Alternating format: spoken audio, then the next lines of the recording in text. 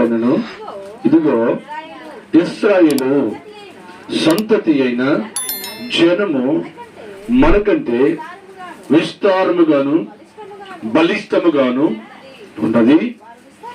వారు విస్తరింపకుండానట్లు నన్ను వారి ఎడల ఇట్టిగా జరిగించుదము రండి.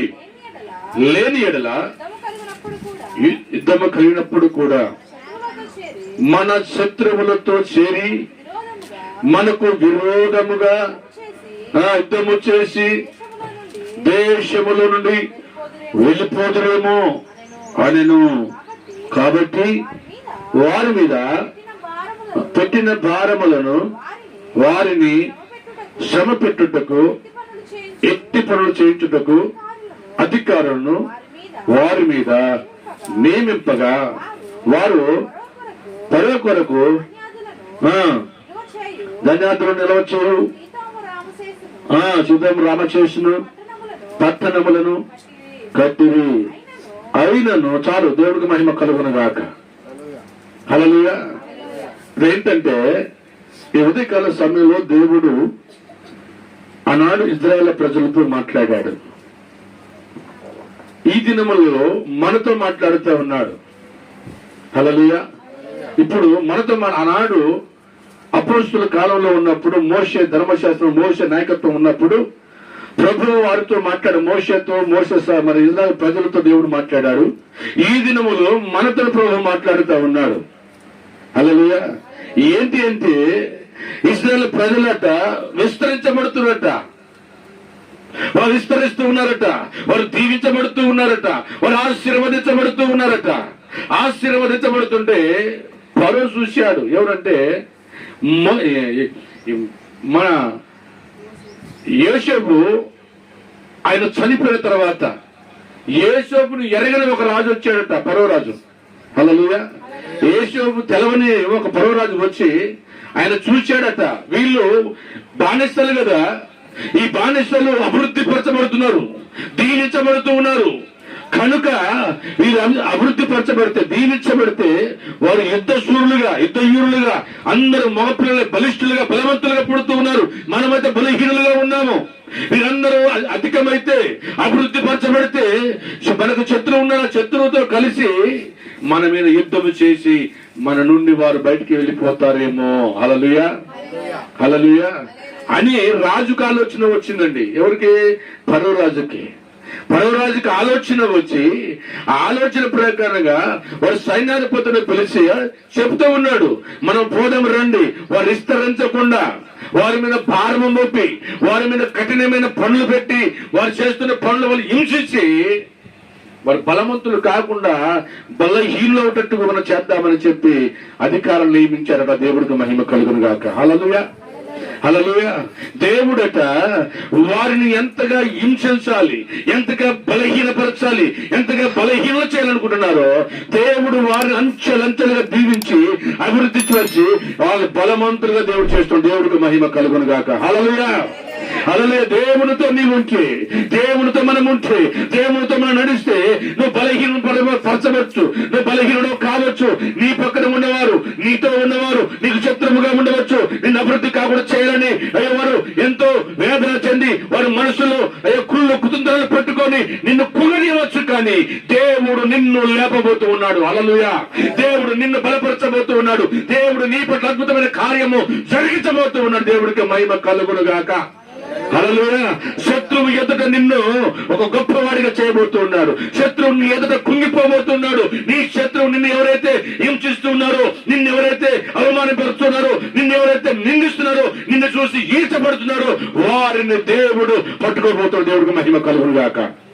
హల్లెలూయా, హల్లెలూయా. వీరు ఎత్తి పనులు చేస్తూ ఉంటే, వీరు అభివృద్ధి పరచబడుతూ ఉంటే, వీరు దీవించబడుతూ ఉంటే ఫరోకి ఈర్ష వచ్చిందండి. ఫరోకి మరి వారి మీద ద్వేషం వచ్చింది. ఎందుకు అంటే వీరు బలవంతులై పుడుతూ ఉన్నారు, వీరు శక్తిమంతులుగా ఉంటున్నారు, మాకన్నా బలవంతులుగా ఉంటున్నారు. కనుక ఒక దినములో వాళ్ళు అధికమైపోతే, మాకన్నా ఎక్కువగా అయిపోతే మా శత్రువుతో కలిసి మమ్మల్ని మా మీద యుద్ధం చేస్తారు. హల్లెలూయా, హల్లెలూయా. మామని యుద్ధం చేసి మమ్మల్ని ఓడించి మా నుండి వెళ్ళిపోతారేమో, మాకు ఇట్టి పనులు ఎవరు చేస్తారని ఆలోచనతో వారి మీద ఏర్చని పెట్టుకున్నాడండి. హల్లెలూయా, హల్లెలూయా. ఈర్ష్య పెట్టుకున్న పని భారములు ఇంకా ఎక్కువ అధికంగా మోపినట్ట. వారు చేస్తున్న పని కన్నా అధికంగా పెట్టి వారికి రేయనక పగులనక పని చేపిస్తూ భయంకరమైన కష్ట పనులు చేపిస్తూ ఉన్నాడు. హల్లెలూయా. కష్ట పనులు చేపిస్తుంటే వారు అప్పుడట దేవుడికి మొరపెట్ట మొదలుపెట్టారు. ప్రభువా, ఇన్ని సంవత్సరాలుగా మమ్మల్ని విడిచిపెట్టావా తండ్రి, మమ్మల్ని విడిపించువారు ఎవరయ్యా, నీవు తప్ప ఎవరు లేరు ప్రభువా, మమ్మల్ని ఒక్కసారి కరుణించయ్యా, మా పాపములు క్షమించయ్యా, మా పితరులు చేసిన పాప శాపములు, మా తల్లిదండ్రులు చేసిన ప్రతి పాప శాపములు నాయన తొలగించి నీ దీవెన మాకు కావాలయ్యా. ఈ బానిసత్వంలో నుంచి మమ్మల్ని విడిపించడానికి ఒకరిని పంపించు ప్రభువా, నువ్వు రమ్మని వారు వేడుకుంటూ ఉన్నారు. దేవునికి మురపెడుతూ ఉన్నారు, దేవునికి కన్నీరు కరుస్తూ ఉన్నారు, ఆ మూలుగుతూ ఉన్నారట. బలహీనులై దేవుని సన్నిధిలో కన్నీరు విడుస్తూ ప్రార్థనలు చేస్తూ చేతగాక చేయలేని స్థితిలో ఉండి బలహీనులుగా ఉండి మూలుగుతూ ఉన్నారట. ప్రభువా, మమ్మల్ని ఎవరు వినిపిస్తారు, ప్రభువా మమ్మల్ని ఎవరు దర్శిస్తారు, ప్రభువా ఈ బానిసత్వం నుంచి అయ్యా మమ్మల్ని ఎవరు వినిపిస్తారయ్యా, మమ్మల్ని మన కాలానికి ఎవరు తీసుకుపోతారని బాధపడుతూ ఉన్న సమయంలో దేవుడు చూచాడండి. హల్లెలూయా, హల్లెలూయా. నువ్వు అనుకోవచ్చు, నాకు బలహీనత వచ్చింది, నాకు శోధన వచ్చింది, నాకు సమస్య వచ్చింది, నా కుటుంబంలో సమస్య, నా పిల్లల్లో సమస్య, నాలో సమస్య అనుకోవచ్చు. కానీ ఆ సమస్యని దేవుని ఎదుట పెడితే, దేవుడు సన్నిధిలో పెట్టి ప్రార్థన చేస్తే ఆ సమస్య నుంచి విడిపించడానికి దేవుడు సమర్థుడై ఉన్నాడు. హల్లెలూయా, హల్లెలూయా. నిన్ను కొంగదీసేవాడు, నిన్ను పడగొట్టేవాడు, నిన్ను అవమానపరిచేవాడు, నిన్ను ద్వేషించేవాడు ఉండొచ్చు, నీకు రోగములు తెచ్చిపెట్టే అపారములతో దుష్టుడు ఉండొచ్చు. కానీ యేసయ్య సన్నిధిలో కన్నీరు కారిస్తే, ఏదో యేసయ్య పాదాలను పట్టుకుంటే, యేసయ్య పాదాలు పట్టుకొని మొర్ర పెడితే దేవుడు నీలోనికి వచ్చిన ప్రతి దుష్ట కార్యములు, దురాత్మ శక్తులు, అంధకార శక్తులు, నీలో ఉన్న ప్రతి రోగమనే కాడి నా యేసే తీసేయబోతున్నాడు. నీలో రోగమనే వండుకున్న దేవుడు తీసేయబోతూ ఉన్నాడు. నువ్వు మొరపెడతావా దేవుడికి? దేవుడు సన్నిధిలో కన్నీరు కారుస్తావా? నీ పని భారములు వదిలిపెట్టు, నీ ఆలోచనలు వదిలిపెట్టు, నీ సొంత తలుపులు వదిలిపెట్టు, దేవుడి కోసం నిలబడు. ప్రభువా, నా జీవితం ఏంటి, ప్రభువా నా బ్రతికేంటయ్యా, నా పరిస్థితులన్నీ కూడా ప్రభువా అయ్యా నాయననికే వందనాలయ్యా, అనుకూలతగా లేవయ్యా, నాకు వ్యతిరేకంగా ఉన్నాయ్యా, నేను బలహీనుడైపోయాను. కానీ ప్రభువా నన్ను ఒక్కసారి దర్శించాయా, ఒక్కసారి నీ కృప చూపించవని ఆయన పాదాలు పట్టుకొని ప్రార్థన చేస్తే ఆ ప్రార్థన కూడా యథార్థంగా ఉండాలండి. ఆ ప్రార్థన కూడా యథార్థతగా ఉన్నప్పుడు దేవుడు ఆశీర్వదించబోతూ ఉన్నాడు. హల్లెలూయా, దేవుడికి మహిమ కలుగును గాక. హల్లెలూయా, హల్లెలూయా. అదే కింద చూద్దాం, చూడండి 12వ వచనం. వారు ఇంటి బాధలు పెడుతున్నప్పటికీ, వారు హింసించాలని చూస్తున్నప్పటికీ కూడా ఏమి దేవుడు వారిని ఎలా చేస్తున్నాడో ఒకసారి చూద్దాం. 12వ వచనం, 1వ అధ్యాయం 2వ వచనం.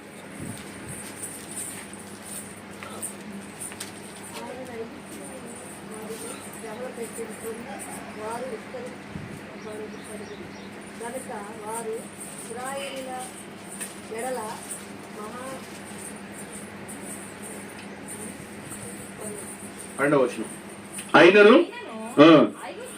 ఐగుప్తీయులు వారిని శ్రమకు పెట్టిన కొలది వారు విస్తరించి ప్రబలిరే గనుక వారు ఇశ్రాయేలీల ఎడల అసహ్యపడ్డారట. హల్లెలూయా.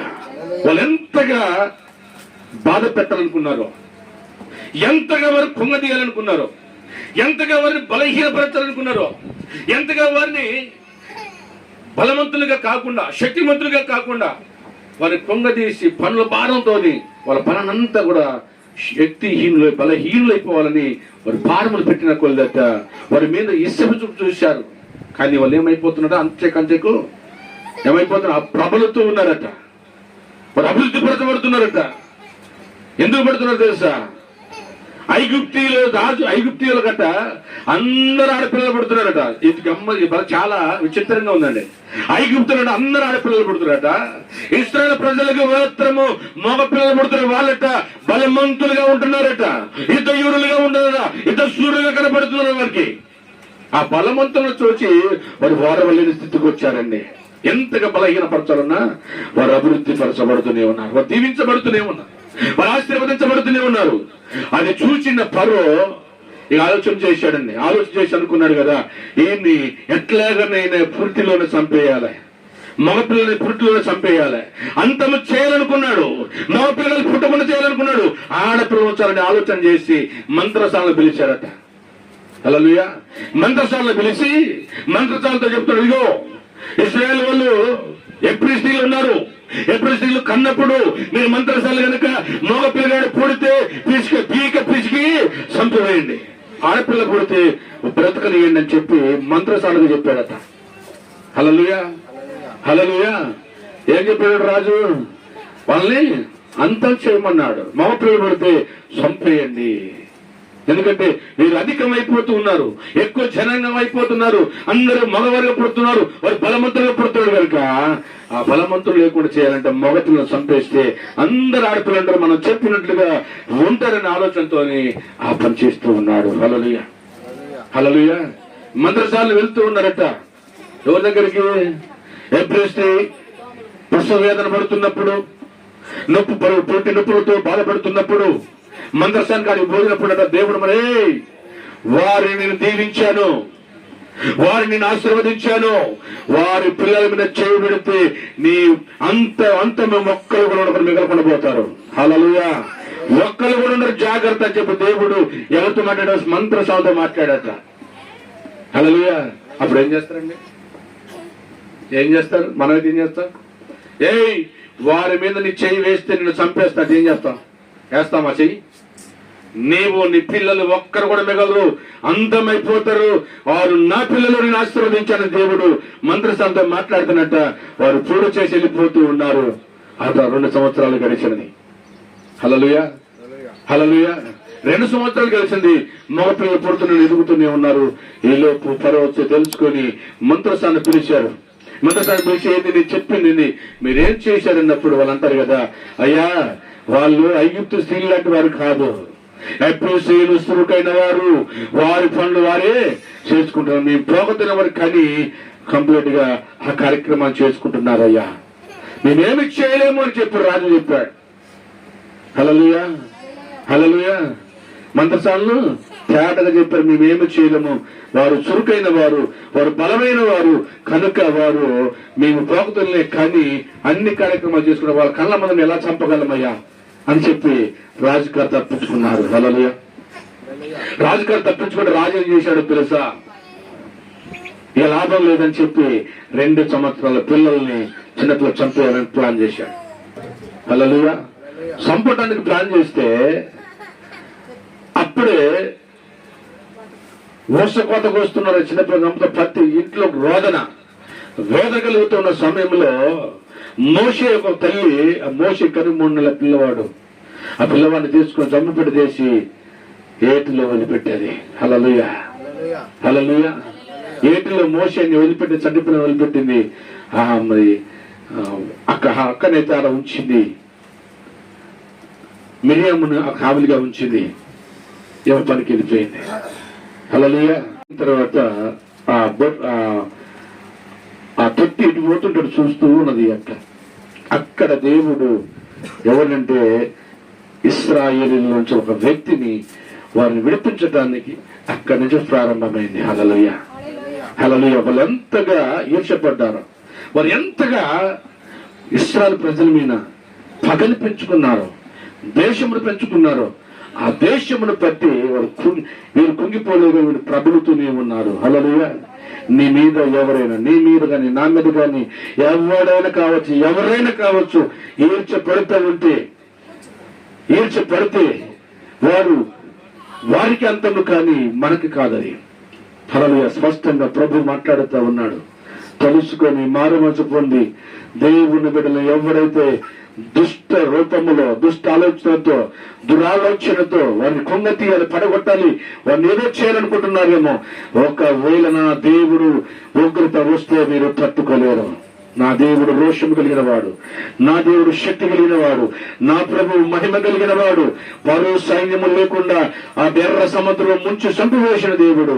ఇదిగో దేవుని ఉగ్రత రాకముందే దేవుని ఉగ్రత రాకముందే దేవుని ప్రజల మీద ఏ దుష్టుడైనా ఏ అపవాదైనా కన్ను వేస్తే అపవాదం అంతమైపోతూ ఉన్నది. దుష్టుడు కళ్ళు దేవుడు కాల్చబోతూ ఉన్నాడు. హల్లెలూయా. నువ్వేమి చేయాలనుకోవచ్చు, కొంచెం బాధపడతారేమో, కొంచెం కుంగిపోతారేమో, కొంచెం బలహీనలవుతారేమో, కానీ దేవుడు శక్తినిచ్చి, దేవుడు బలాన్నిచ్చి, దేవుడు కృప చూపించి దేవుడు పైకి లేవనెత్తబోతున్న దేవుడికి మహిమ కలుగును గాక. హల్లెలూయా, హల్లెలూయా. ఎవరైతే నీ మీద ఏడ్చిపడుతూ ఉంటారో వారికి అంతము. హల్లెలూయా. వారు ఏడ్చిపడిన కొద్దీ మనం ఏం చేస్తామట, వర్ధిల్లుతూ ఉంటామట, మనం దీవించబడుతూ ఉంటామట, మనం ఆశీర్వదించబడుతూ ఉంటామంట. హల్లెలూయా.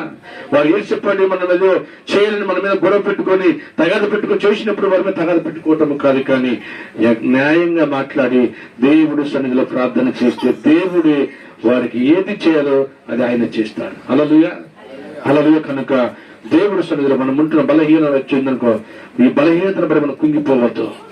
ఇక నీ కుటుంబంలో సమాధానం లేకపోతే నాకు సమాధానం లేదని కుంగిపోవద్దు, కానీ ప్రభు పాదాలు పట్టుకుని, ప్రభా ఇది ఎందుకు వచ్చింది, ఇది ఎక్కడ వచ్చింది, ఎలా వచ్చింది, దాని పునాది ఎక్కడ ప్రభా, ఆ పునాదులు కదలాలే, నీ నామములు అడుగుతున్నాను, నీ కుంగిపోక ప్రార్థన చేస్తే దేవుడు ఆ బలహీనత నుంచి విడిపిస్తాడు. హల్లెలూయా. నీకేదైనా సరే మొదటిగా దేవుడికి ఇచ్చి తర్వాత నీ దాన్ని చెయ్యి. మొదటిగా నువ్వు ఈ దేవునికి ఇవ్వకుండా నువ్వెంత ప్రయత్నం చేసినా, తలక కింది పెట్టి కాలు పై పెట్టినా మనకు ఆశీర్వాదము రాదు. హల్లెలూయా. మొదటి స్థానం ఎవరికట, దేవుడికి. ఏదేమైనా సరే దేవుడికి మొదటి స్థానం ఇవ్వండి. ఆ తర్వాత దేవుడి సన్నిధిలో మీరు మొరపెట్టి దేవుడి పోతట్టు చూడండి. హల్లెలూయా. మొదటి స్థానం దేవుడికి ఎట్లే, మొదటి జీవితం దేవుడికి ఎట్లే, మొదటి దేవుడికి ఇవ్వాల్సిన మనం ఇవ్వట్లేదు, కానీ దేవుడు ఏదో మనకు కావాలి, ఏదో సంపాదించాలనుకుంటున్నాం. ఈ లోకంలో సంపాదించిన మనం ఎంత రావు, కానీ ఎందుకంటే నీవు జీవించాలి, నువ్వు బ్రతకాలి కనుక నీ బ్రతుకు కోసం కావాలి. ఏదో సంపాదించుకొని మిగిలించుకోవాలంటే అది కాదు, కానీ దేవుడు నీకేమీ తక్కువ కాకుండా సమృద్ధిగా తినటానికి, ఉండటానికి, కట్టుకోవడానికి ఖచ్చితంగా దేవుడిస్తాడు. నీవు దేవుడికి లోబడినప్పుడు ఈ లోకంలో ఉన్న వారి కన్నా నిన్ను వచ్చుగా ఉంచుతానంటున్నాడు. దేవుడికి మహిమ కలుగును గాక. హల్లెలూయా, హల్లెలూయా. ఒకవేళ నీకు ధనము లేకపోయినా పర్వాలేదు, ధనం లేకపోయినా కుంగిపోవచ్చాను, నాకు ధనం లేదు కదా, నాకు డబ్బు లేదు కదా, పక్కన వాళ్ళకు ఉంది కానీ అనుకోవడానికి వీలేదు, కానీ ప్రభువా ఇలా ఉంచినందుకు నీ స్తోత్రాలయ్యా, ఈ రీతిగా నన్ను బ్రతికించినందుకు నీ స్తోత్రాలయ్యా, ఈ రీతిగా మమ్మల్ని నడిపిస్తున్నందుకు నీ స్తోత్రాలయ్యా, ఈ విధంగా మమ్మల్ని పోషిస్తున్నందుకు స్తోత్రాలని చెప్పి దేవుడి సన్నిధిలో ప్రార్థన చేయి. దేవుడు నిన్ను హెచ్చించకపోతే చూడు. హల్లెలూయా, హల్లెలూయా. హెచ్చించాలంటే, మనం హెచ్చించబడాలంటే మనము తగ్గింపు కలిగి ఉండాలి. మనము దీవించబడాలంటే ఆ దీవెన ఎలా పొందుకోవాలి, ఎలా పొందుకుంటామో అది నేర్చుకోవాలి. అది నేర్చుకున్నప్పుడు మనం ఖచ్చితంగా దీవించబడతాము. హల్లెలూయా.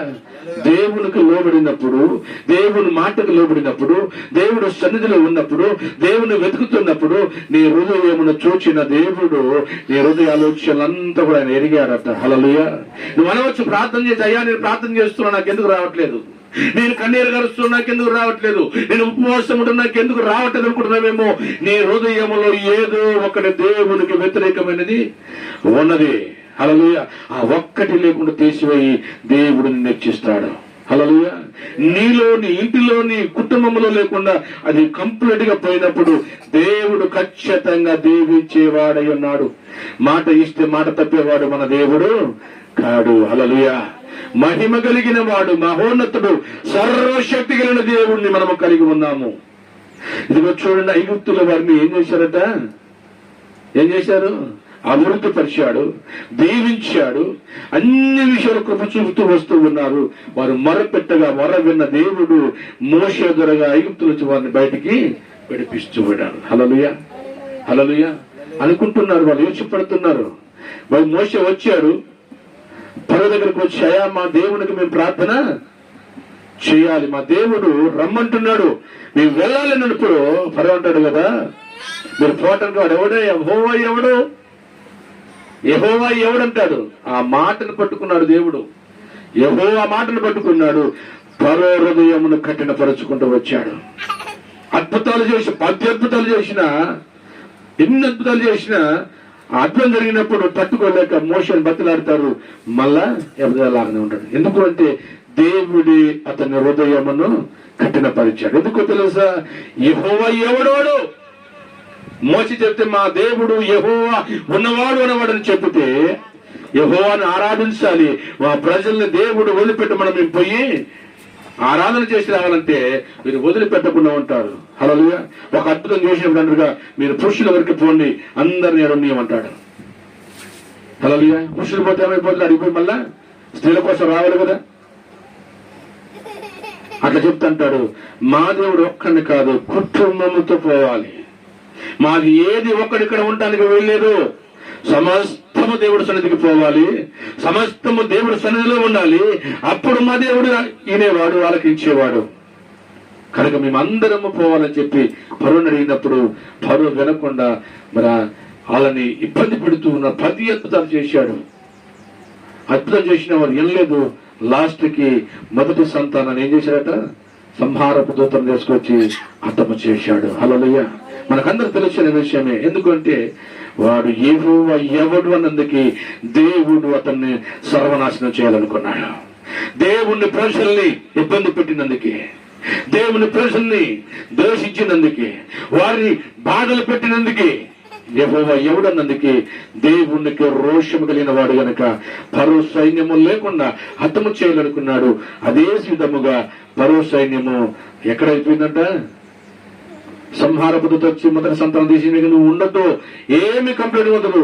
నీ పిల్లలు మరి గొర్రెలు మేకలు సంపద ఎన్ని బంగారం ఏమైతుందో ఒక్కటి కూడా నువ్వు సమస్తం తెలుసుకొని మా కళ్ళ ఉన్నది వెళ్ళిపో అన్నాడు. హల్లెలూయా. వెళ్ళిపోమన్నాడు. వీరు వెళ్ళిపోతూ ఉన్నారు. రాత్రి అయిపోయింది, వీరు ప్రయాణమై వెళ్ళిపోతూ ఉన్నారు. వీరట కనాను దేశాన్ని, కనాను దేశ ప్రముఖ కనానికి పోవాలంటున్నట 40 రోజుల్లో పోవచ్చు. షార్ట్ కట్ రోడ్ ఉందంట. హల్లెలూయా. హల్లెలూయా.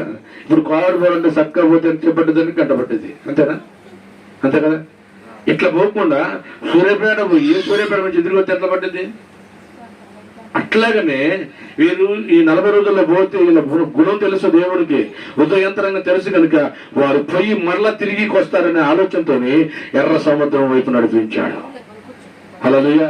ఎర్ర సముద్రం వైపు నడిపించి ఎర్ర సముద్రము దాటించి ఎర్ర సముద్రములో ఫరో సైన్యాన్ని ఏం చేసినాడు? దాంట్లో ముంచి చంపివేశాడు. హల్లెలూయా.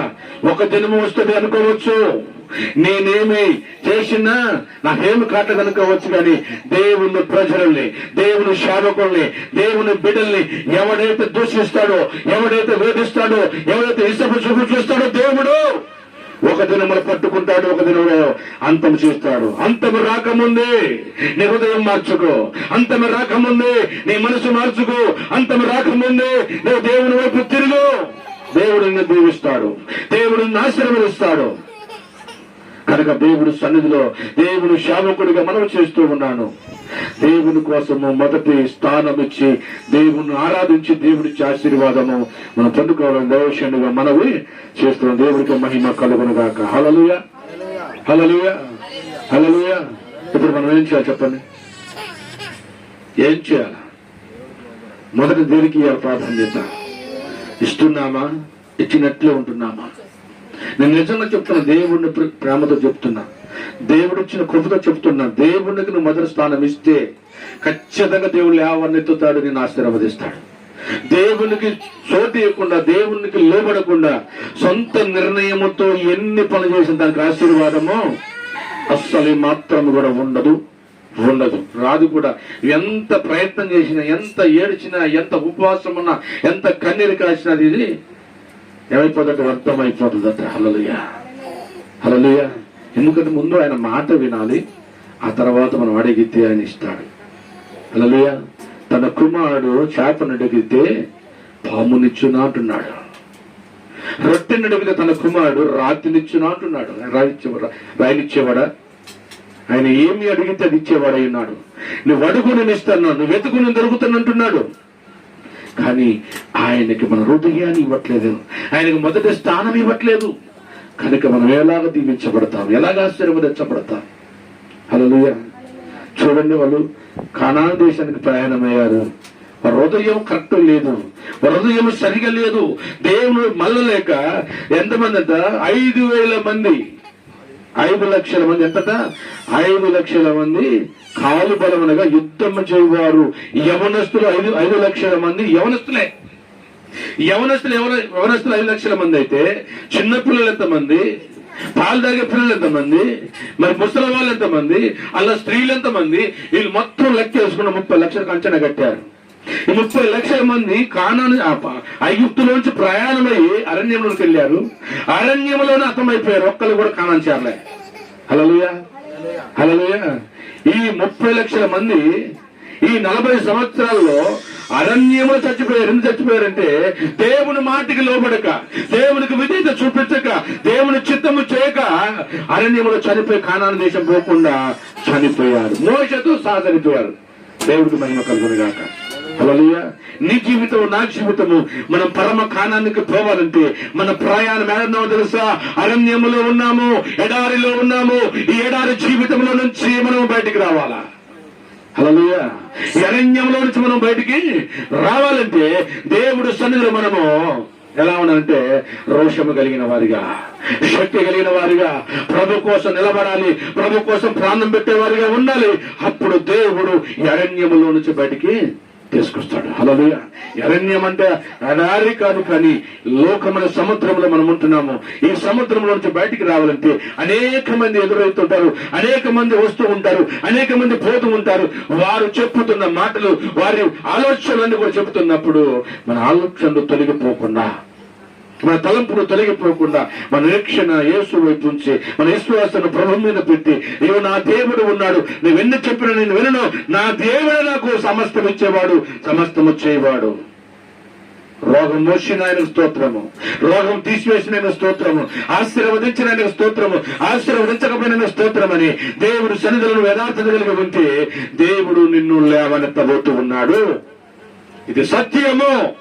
నువ్వు నమ్మితే, నువ్వు విశ్వసిస్తే, దేవుడు సన్నిధిలో నీవు ఉంటే దేవుడు ఖచ్చితంగా నిన్ను నన్ను లేపి గొప్పవారిగా చేయబోతున్నాడు. ఈ లోక సంబంధమే గొప్పవారిగా ఉంటావు, పర సంబంధంగా గొప్పవారిగా ఉంటావు. పరలోక రాజ్య వారసుడుగా, వారసురాలుగా నీవు నేను ఉంటామని దైవజనుడిగా ఉదయకాల సమయంలో దేవుడు మనతో మాట్లాడుతూ ఉన్నాడు. ఈ మాటకు లోబడి ఉందామా? ఈ మాట ప్రకారం నడుచుకుందామా? దేవుడు చిత్తము చేసి దేవుడి నుంచి ఆశీర్వాదము పొందుకొని దేవుడి కోసం నిలబడి ప్రభులో మనము వర్తిల్లుదాం. దేవుడికి మహిమ కలుగును గాక. హల్లెలూయా, హల్లెలూయా. దేవుడికి మహిమ కలుగును గాక. ఈ మాటలు దేవుడు దీవించి ఆశీర్వదించును గాక. హల్లెలూయా, హల్లెలూయా.